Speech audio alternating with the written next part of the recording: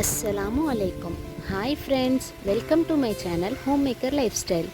நான் இந்த channel open பண்ணி கொஞ்சம் நாள் ஆச்சு. ஒரு 5 months பேக் நான் ஒரு வீலாக் அப்லோட் பண்ணியிருந்தேன். ஆனால் அதுக்கப்புறம் ஒரு லாங் பிரேக் ஆயிடுச்சு. So after that long break I am back with another video. இன்றைக்கி நம்ம இந்த வீடியோவில் என்ன பார்க்க போகிறோன்னா, நான் ஒரு நாளில் என்னெல்லாம் சமைக்கிறேன் அப்படின்னு தான் பார்க்க போகிறோம். ஃபர்ஸ்ட் ஆஃப் ஆல் நான் ஒலை ஊற்றி வச்சுருந்தேன். அதுக்காக இப்போது அரிசி களைஞ்சி எடுத்துகிட்ருக்கேன். அரிசி கழுவின தண்ணியை ஆட்டுக்காக எடுத்து வச்சுட்டேன். ஒலை கொதிச்சிருச்சு. இப்போ அதில் இருந்து கொஞ்சம் தண்ணியை எடுத்துட்டு அரிசியும் உப்பையும் போட்டுக்கலாம்.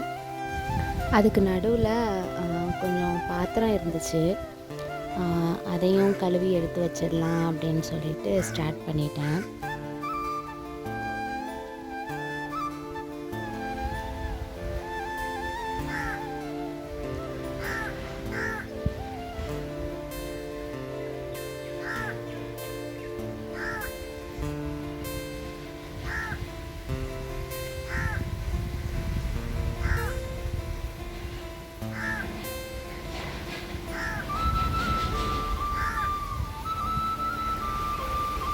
ஸோ இப்போ ஃபுல்லாக வெசல்ஸ் க்ளீன் பண்ணியாச்சு. நெக்ஸ்ட் வீட்டில் புடலங்காய் பொரிக்கிறதுக்காக ஆல்ரெடி என் பாட்டி காயை நறுக்கி வச்சுருந்தாங்க. அது கூட கொஞ்சம் உப்பு போட்டு பெரட்டி வச்சுக்கிறேன். அது கூடவே அதுக்கு தேவையான வெங்காயமும் உரித்து கட் பண்ணி வச்சுக்கலாம். அது காயில் ஏன் உப்பு போட்டு பெரட்டி வைக்கிறோன்னா, அந்த காயிலையும் நல்லா உப்பு சேரும். அது கூடவே புடலங்காயில் ஒரு மாதிரி நர நரன்னு இருக்கும். ப்ளஸ் அதிலேருந்து ஒரு ஸ்மெல்லும் வரும். அதெல்லாம் போயிட்டு காய் நல்லா உப்பில் ஊறி அது சாப்பிட்றதுக்கு ரொம்ப நல்லாயிருக்கும். அதுக்காக தான் அந்த காய் உப்பில் ஊற வச்சிடுறது. நம்ம நார்மலாக கொஞ்சமாக உப்பு போட்டு அதை கொஞ்சமாக தண்ணி தெளித்து பெரட்டி வச்சிட்டோம்னா, பொரிக்கும் போது லைட்டாக தண்ணியில் அலசிட்டு பொரித்தோம்னாலே போதும். வேணும்னா வெங்காயத்துக்கு மட்டும் உப்பு சேர்த்துக்கலாம், இல்லாட்டி பார்த்துக்கிட்டு நம்ம உப்பு சேர்த்துக்கிறது நல்லது. ஸோ அது பொரிக்கிறதுக்கு நடுவில் அரிசி வந்துருச்சு, அதையும் வடித்து எடுத்துக்கலாம்.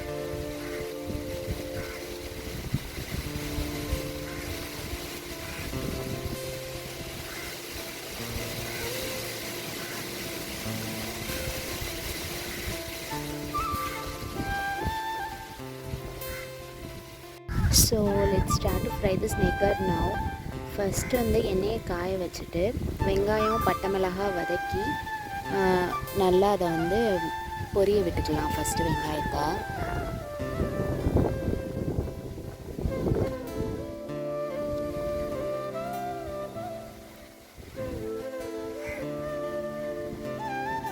இப்போது நம்ம உப்பில் ஊற வச்ச காயை லைட்டாக தண்ணியில் அலசிட்டு அந்த காயும் போட்டு நல்லா வதக்கி விட்டுறலாம். இந்த காய் நல்லா எண்ணெயிலேயே வதங்கணும். நடுவில் கொஞ்சம் வீடியோ எடுக்க முடியல, ஸோ அந்த கிளிப்பிங் மட்டும் ஆட் பண்ணியிருக்கேன். அதுக்கப்புறம் காலையில் தங்கச்சிக்கு ஸ்கூலுக்கு கொடுத்து விடுறதுக்காக பெரட்டி வச்ச காலிஃப்ளவர் கொஞ்சம் பொரிக்காமல் இருந்துச்சு. ஸோ எண்ணெயை காய வச்சு அதையும் பொரித்து எடுத்துக்கிறேன். இன் பிட்வீன் சாம்பார் இருந்துச்சு காலையில் வச்சது, அதையும் சூடு பண்ணுறதுக்கு வச்சு விட்டுட்டேன்.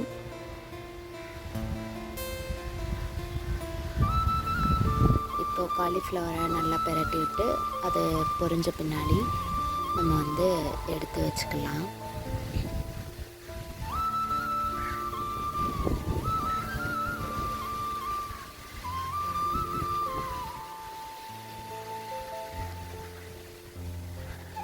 ஸோ அன்னைக்கு லன்ச் சாப்பாடு, காலிஃப்ளவர், சாம்பார், புடலங்காய் இதெல்லாம் வச்சு முடித்தாச்சு.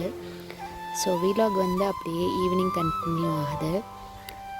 பாலை கொதிக்கிறதுக்காக போட்டு விட்டுட்டேன்.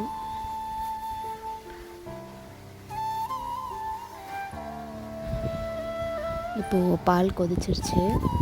அது கூட இப்போது எனக்கு ஒரு பையன் இருக்கான், அவனுக்கு மைலோக்கு தனியாக ஆற வைக்கிறதுக்காக அதுவும் போட்டுட்டு ப்ளஸ் எங்களுக்கு காஃபியும் தனியாக போட்டுக்கிறேன்.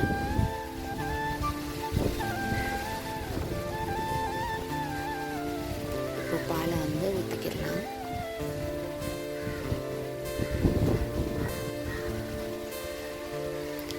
அப்புறம் அம்மா வந்து வர காப்பி தான் கேட்டிருந்தாங்க, அதனால் தண்ணி வந்து கொதிக்க விட்டுட்டேன், காஃபியவும் ஆற்றி எடுத்துட்டேன். வர காப்பினா நிறைய பேர் இஞ்சி, ஏலக்காய் அந்த மாதிரி போட்டு போடுவாங்க, சுக்கு போட்டு போடுவாங்க. ஆனால் நாங்கள் வந்து வெறும் சீனியும் வீட்டிலையே இடித்த காஃபி தூள் இருக்கும், காஃபி கொட்டை வாங்கி இடிக்கிறது, அதை மட்டும் போட்டு கொதிக்க வச்சு எடுத்துருவோம், அவ்வளோதான். இப்போ அதுவும் ரெடி ஆகிடுச்சு, நம்ம ஊற்றிக்கலாம். இது வந்து ஃபில்டர் பண்ண தேவையில்லை, ஏன்னா எந்த ஒரு இதுவுமே இருக்காது, ஃபில்டர் பண்ண தேவையில்லை. நைட்டுக்கு வந்து இப்போ நான் சமைக்க ஆரம்பிச்சிட்டேன். காலையில் செஞ்ச இட்லி இருந்துச்சு லெஃப்ட் ஓவர், அதை வந்து சூடு பண்ண விட்டுட்டு அப்புறம் சாம்பாரையும் சூடு பண்ண வச்சுட்டு அந்த லெஃப்ட் ஓவர் இட்லி வந்து அப்படியே சாப்பிடாம கொஞ்சம் சாம்பார் இட்லி மாதிரி பண்ணலாம் அப்படின்னு சொல்லிட்டு நான் வந்து வெங்காயம் உரிக்க ஆரம்பிச்சிட்டேன். இது கொஞ்சம் தாளித்து அப்புறம் சாம்பார் ஊற்றி அப்படி பண்ணோம்னா ரொம்ப நல்லாயிருக்கும் டேஸ்ட்டு, நல்லா இட்லி கூட ஊறி நல்லாயிருக்கும் சாப்பிட்றதுக்கு. ஸோ அதுக்காக நான் வந்து ரெடி பண்ண ஆரம்பிச்சிட்டேன். எனக்கு இந்த மாதிரி சின்ன சின்ன ரெசிபீஸ் வீட்டில் இருக்கிறத வச்சே செய்கிறதுக்கு கொஞ்சம் தெரியும்.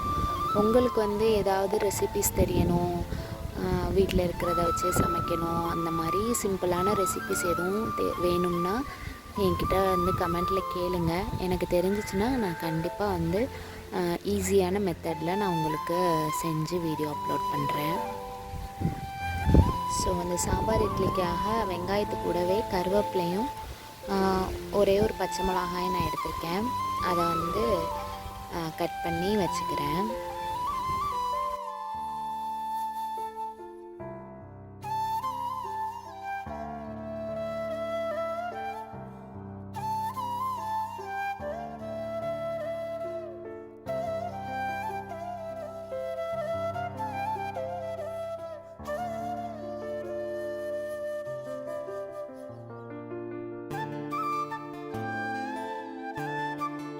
இப்போது வச்சுருந்த இட்லி வந்து சூடாயிடுச்சு, அதை எடுத்து க்யூப்ஸாக வந்து கட் பண்ணிக்கலாம்.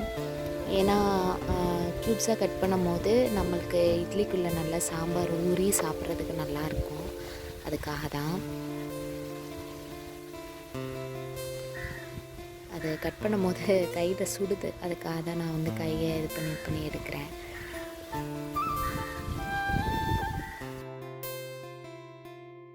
இப்போது தாளிக்க ஆரம்பிச்சிடலாம். சட்டி வந்து அடுப்பில் வச்சுட்டு எண்ணெய் ஊற்றி கடுகு போட்டுக்கிறேன். கடுகு வந்து நல்லா வெடிக்கட்டும். கொஞ்சம் கடுகு நல்லா வெடித்ததுக்கப்புறம் இது கூட நீங்கள் வந்து சீரகம் கூட போட்டுக்கலாம், நல்லாயிருக்கும் டேஸ்ட்டு.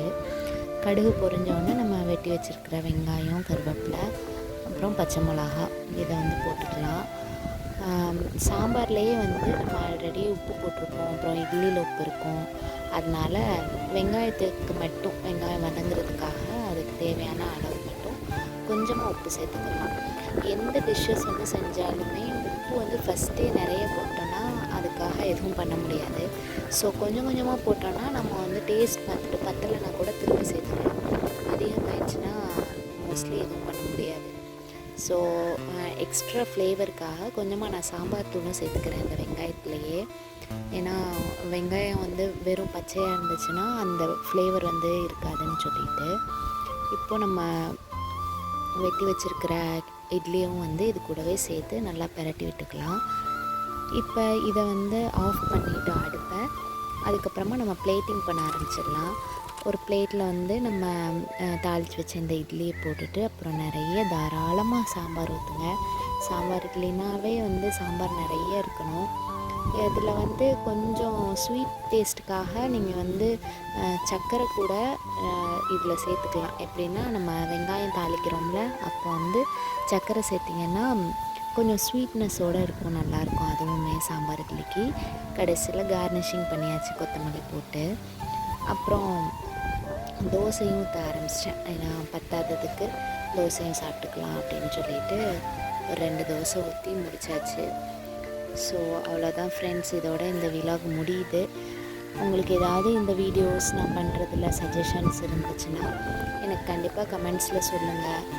எந்த மாதிரி வீடியோஸ் போடலாம் அப்படின்னு நீங்கள் வந்து எனக்கு சொல்லுங்கள், நான் கண்டிப்பாக அது மாதிரி செய்கிறேன். ஓகே ஃப்ரெண்ட்ஸ், இதோட இந்த வீடியோ முடியுது. உங்களுக்கு என் வீடியோ பிடிச்சிருந்துச்சுன்னா லைக் பண்ணுங்கள், ஷேர் பண்ணுங்கள், கமெண்ட் பண்ணுங்கள், சப்ஸ்கிரைப் பண்ணுங்கள். தேங்க்ஸ் ஃபார் வாட்சிங். அஸ்ஸலாமு அலைக்கும்.